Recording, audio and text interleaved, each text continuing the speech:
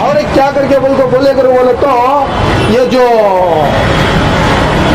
Name board है, ये name board पहले दूसरा था। ये अभी नेम बोर्ड आके चेंज कर को ही ये इनके और ये जो नेम बोर्ड बना को ही इसके खिलाफ बना को ही सिर्फ जितने भी हमारे बेंगलुरु लिमिट के अंदर, चाहे कर्नाटका लिमिट के अंदर, चाहे इंडिया के लिमिट के अंदर, सिर्फ जो बुजुर्ग ही वो बुजुर्ग का नाम और एड्रेस उतना ही आना है।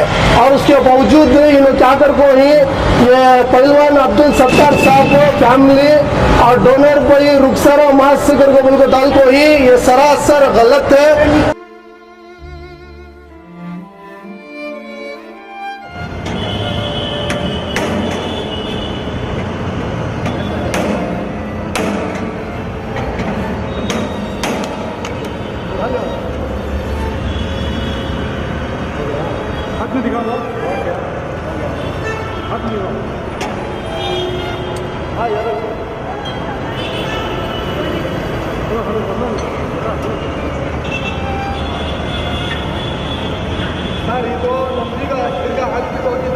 दूसरा कुफुल फड़ डाले थे। उसके बाद मैं आको दाल को कंप्लेंट दिया।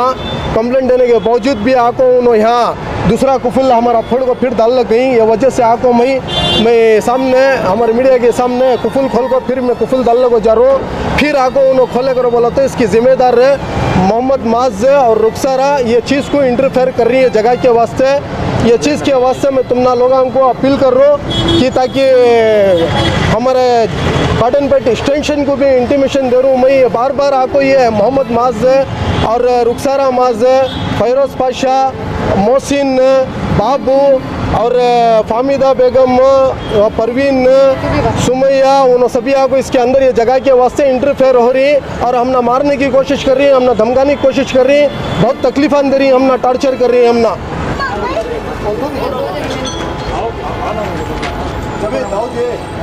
सबसे पहले हमारे बेंगलुरु को, हमारे माँ बहनों को सबको अस्सलाम वालेकुम। मेरा नाम नवाज पाशा है और ये आके अब्दुल हाफिज़ साहब के फर्जन हैं। ये आके अब्दुल हाफिज़ साहब के बीबी हैं और वो आके अब्दुल हाफिज़ साहब के बेटियाँ हैं और उनके बड़े बहन हैं और उनके जवाई हैं और उनके खलेर भाई हैं। तो ये दरगाह का मसला और जगह का मसला क्या है करके बोले तो ये जो हमारे फादर इन लॉ जो ही कम से कम 50-60 साल से इसकी जगह की देखभाली करने का को ही, ये दरबार की देखभाली करने का को ही, ये मोस्टली क्या हुआ था करके बोले तो जबकि 50 साल पहले जब अम्मा जी का दरबार था तो ये दरबार को अब्दुल सलाम बोल के थे एक जने, तो ये जगह को आपको दरबार फोड़ को दुकानें बनने की कोशिश करे थे। तो वो वजह से क्या करे जो अब्दुल हाफिज़ साहब ही जो कि यहाँ के मुतवल्ली और प्रेसिडेंट साहब जो थे उन्होंने आने के बाद में ये यहाँ का पूरा तस्वीला मालूम हुआ।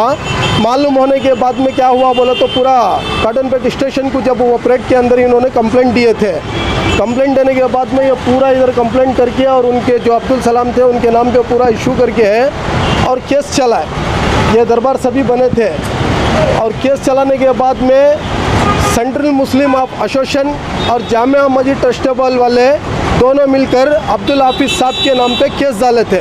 ये जगह हमारी है बोल को जब केस डाले, केस चलने को था। ये केस चलते चलते क्या हुआ, सेंट्रल मुस्लिम एसोसिएशन को कोर्ट ने पूछा कि अगर तुम्हारी जगह है करके बोले तो ये क्या है जगह का डॉक्यूमेंट प्रोड्यूस करो बोल के। तो वो जगह का डॉक्यूमेंट इन्होंने प्रोड्यूस नहीं किया। नहीं करने की वजह से और जामिया मस्जिद ट्रस्टेबल वालों को भी पूछा, उन्होंने भी डॉक्यूमेंट प्रोड्यूस नहीं करे। तो हमारा अब्दुल हाफिज़ साहब को भी यही क्वेश्चन हुआ था। तो अब्दुल हाफिज़ साहब ने क्या किए, ये जगह का ओनर मैं नहीं हूँ, ये जगह को मेरे पास ऐसा इंसिडेंट्स हो के मुझे मिली थी, इसके मैं संदोल उर्स सभी कर रहा हूँ करके बोल के मैं कोर्ट को जो भी डॉक्यूमेंट्स से सबमिट किए हैं उन्होंने। सबमिट करने के बाद में जो लाइट बिल था, जो वाटर बिल था, इधर के जो भी संदोल उर्स जो भी करते थे उन्होंने सबमिट किए। करने के बावजूद उनको क्या है, कोर्ट से ऑर्डर मिला परमानेंट इंजेक्शन और विथ डिग्री जगह के नाम पर। किसके नाम पर मिला है? पहलवान अब्दुल हाफिज़ साहब चिश्ती उल खादरी। नहीं, अभी क्या हो गया ये मैं बताता हूँ। जब कोर्ट में केस गया तो सिविल कोर्ट का मैटर हो गया था, तो डॉक्यूमेंटेशन और एविडेंस की वजह से एविडेंस जब हमारे अंकल प्रोड्यूस करे कोर्ट में, तो उन्होंने वाटर बिल, इलेक्ट्रिक बिल और उसके साथ एविडेंस जो था उनके मुतावली सर्टिफिकेशन वो सब किए थे। तो उनको एक परमानेंट इंजेक्शन 1995 में शूट हुआ था। 1995 में शूट होने के बाद 1999 को डिक्लेरेशन हुआ, क्या बोल के इस जगह पे जामिया उलूम और सेंट्रल मुस्लिम ऑफ एसोसिएशन नहीं आ सकते करके बोल के उनको एक इंजेक्शन हुआ था। वो इंजेक्शन से अभी 2018 तक कोई भी इसमें इंटरफेरेंस नहीं हुआ था। 2018 से जब 18 के बाद से इंटरफेरेंस ज़्यादा हो गया है। अभी हमारे से एक ही आपको से एक डिमांड कर रहे हैं, हम एक ही जस्टिस पूछ रहे हैं। 1965 से लेकर 2022 तक ये चीज़ के बारे में हम ही देखभाली की है। As a caretaker, as a मुतवल्ली, एज ए कमेटी, हर चीज़ से हम सिर बन के सबको हम लड़े, हर चीज़ को। इसको लास्ट में बेस्कॉम वालों ने इस जगह के ऊपर आके अपना प्लान डाल दिए थे, उनके ऊपर भी हम स्टे लिए। उतना सब डॉक्यूमेंटेशन रहते हुए बावजूद हम एक ही गुजारिश कर रहे हैं, कोर्ट और वक्फ बोर्ड दो जनों से भी, ये सब रहते हुए हमारे को बाहर करने का कुछ मसला ही नहीं होता, फिर भी हमारे को बाहर कर रहे हैं। हम एक ही डिमांड कर रहे हैं और एक ही चीज़ पूछ रहे हैं। हम इतने साल से ये दरबार को हमारा सर्विस दे दिया, हमारे दोस्त का वालिद और हमारे दोस्त के वालिद के फादर इन लॉ सब इतना सर्विस दे दी है, उनका पूरा ज़िंदगी इस दरबार के वास्ते छोड़ दिए वो। अगर ये जगह वो टाइम बचा के नहीं रहते तो अब ये जगह की उर्स क्या कुछ भी नहीं रहता था, नाम और निशान ही नहीं रहता था। अब ये जगह बचाने की वजह से सब आ रहे हैं। तो इतने साल बचाने की वजह से अभी वक्फ बोर्ड बोलती है वक्फ बोर्ड का जगह है करके। 1965 से लेकर 2018 तक वक्फ बोर्ड किधर गई थी? मेरा सवाल वक्फ बोर्ड से है। जब 1995 में इंजंक्शन ऑर्डर हमारे को हुआ तो वक्फ बोर्ड भी जब थी ना, वक्फ बोर्ड 1995 से लेकर 2018 तक क्यों नहीं आई?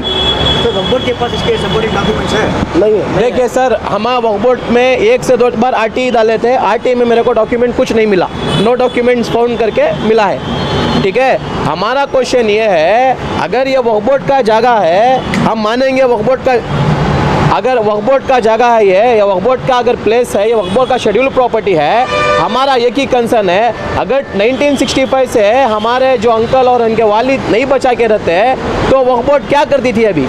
अभी बेस्कॉम वाले आ गए थे और उसके बावजूद ये जो 1995 में इंजंक्शन शूट हुआ था, ये आके सिविल कोर्ट में हुआ था। तब 1995 में तो वक्फ बोर्ड थी ना, तो वक्फ बोर्ड क्यों चैलेंज नहीं की इस इंजंक्शन के लिए? हमारा एक ही मकसद है भाई, हमारा इतना हेरिडिटी के बाद इतना सर्विस हमारे वालिद और सब देखे हैं। ऑर्डर जूम कर लो।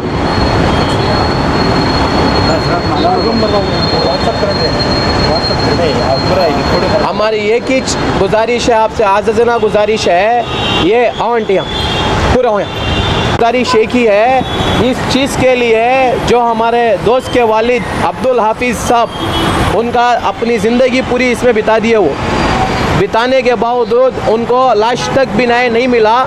हम आपसे अपील करते हैं इस चीज़ की हकदारी इनको मुतवल्ली इनके पिताजी को, इनके अब्बा को थी, और उसके बाद इनके पास भी मुतवल्ली सर्टिफिकेशन सब है। एडमिनिस्ट्रेशन पूरा इन्हीं के हाथ में कंट्रोल में ला के इनकी तरह जो भी काम चलाएं इनकी तरह करें। क्यों? मतलब इनके वारिसदार और हकदार यही है। यहाँ के परमानेंट शूट हुआ है विथ डिग्री के साथ में, और इसमें क्लियरली मेंशन हुआ है अब्दुल हाफिज़ साहब के नाम पे ऑर्डर हो किया है, परमानेंट इंजेक्शन और जगह के ऊपर डिग्री। इसके अंदर कहीं भी फयाज का नाम, अब्दुल सत्तार साहब का नाम कहीं भी नहीं है। तो ये रिकॉर्ड में नहीं नामा, ये रिकॉर्ड कहीं भी नहीं। तो इसकी वजह से क्या है अगर बोले तो जब 2018 के अंदर जब एनएसएस कमेटी 2018 में विदाउट इंटीमेशन विदाउट परमिशन के एक कमेटी आ जाती है, वो कमेटी के ऊपर चैलेंज करने के लिए हम 2018 से लेके अभी तक भी हमें करने को आ रही तो इसके अंदर हमने कोसा भी हमारा वास्ते क्या भी एक हेल्प नहीं कर रही वक्फ बोर्ड के अंदर। तो हमें बार बार इंटीमेशन डालने को ही RTI डालने को ही कोई भी डॉक्यूमेंट कुछ भी नहीं मिल रहा है यहाँ। और जो मोहम्मद माज है और रुखसारा माज और इनके साथ जो भी अदर्स मिलके ये जगह के वास्ते इंटरफेयर होने की कोशिश कर रही हैं यहाँ, और जगह के वास्ते इंटरफेयर होने के लिए बहुत कोशिश कर रही है। और ये जगह हमें बहुत मुश्किल से बचा को ही, ये दरबार हमें बहुत मुश्किल से बचा को ही। इसके अंदर मैं चाहता हूँ कि जो हमारा वक्फ बोर्ड के जो चेयरमैन साहब हैं, ये हमारा आर्डर दिखा को उन्हें बोलता है कि उन्हें अब्दुल हाफिज़ हमारे वालिद हैं करके सब जगह दिखा रहा है, जो कि अब्दुल हाफिज़ साहब उसके वालिद नहीं, उनके वालिदा को फयाज पाशा ही। यह मैं क्लियरली मेंशन से मैं बोल रहा हूँ। इसका हमना सही तरीके से हमना अखोना इसका फैसला करना, इसके ऊपर एक्शन लिया जाए, इसके ऊपर जो भी कार्रवाई बनचे कार्रवाई करे। जो भी हमारे चेयरमैन साहब से मैं गुजारिश करता हूँ कि इसका कुछ भी नहीं इन्वॉल्वमेंट है इसके अंदर, इसके ऊपर तहकीकात करे और हम ना बुला को हमारा सही तरीके से हमारा फैसला करे। और हमारे जो जनाब चामराजपेट के BZ ज़मीर अहमद साहब से मैं आज़िज़ाना गुजारिश करता हूँ इसके अंदर हमारी मदद करें, हमारी जो भी परेशानी है इसे दूर करें। पहलवान अब्दुल साहब का वाले बेटा बात कर रहा हूँ मैं। ये क्या है तो 1965 उससे पहले से भी हमारा अब्बाच देख ले कैसे पूरा पूरा हमारा अब्बाच देख ले कैसा, हमें पैदा भी नहीं होता थे तब से इन्होंने देख ले कारीन सो, तब से लेको अब 2018 तक कौन भी नहीं है, तब से क्या भी प्रॉब्लम नहीं थी।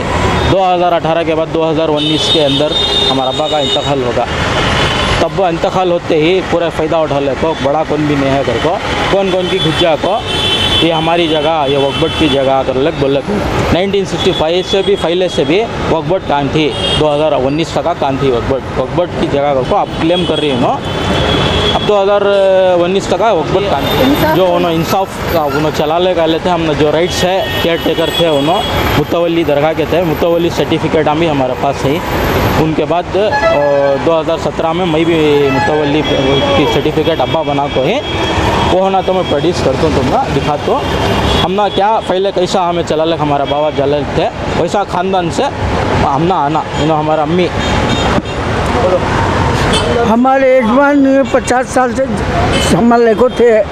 50 साल के बाद में से उन्होंने गुजर जाने के बाद अब उन्होंने मास्क करने वाले हमना मालूम नहीं सरकार घूस को बैठ को हमना फोन करना डराना ऐसा करती, उन्होंने दरगाह के वास्ते नहीं जगह के वास्ते बेच को खाने ऐसा हमना तकलीफ दे दी बा। अल्लाह के वास्ते हमना क्या थी मदद कर को दरगाह संभाल को मैं जैसा थे वैसा रह जाती। बच्चे मेरे बच्चे कौन भी हमारे बड़े घर को नहीं, बच्चा को मालूम नहीं डराना फोन करना ऐसा सब बहुत ये करती बा। ज़रा तुम्हें मदद करना और दुआ करना बस। और एक बात 1965 से भी पहले से भी डोनेशन ने किसका भी 1 रुपया नहीं ले कोई, हमारे हक़ में कितना है हमें कितना हमारे हक़ में होता, एक बत्ती की एक फूल के पूरा हमारे जेब से वक्फ बोर्ड से कौन से भी नहीं किधर से भी नहीं होना, तो ये इंक्वायरी तुम्हें कर ले सकती है। 1 रुपया भी किसका ने भी डोनेशन नहीं ले को ही हमें आज तक हमारे हक़ में कितना है हमें उतना करती है।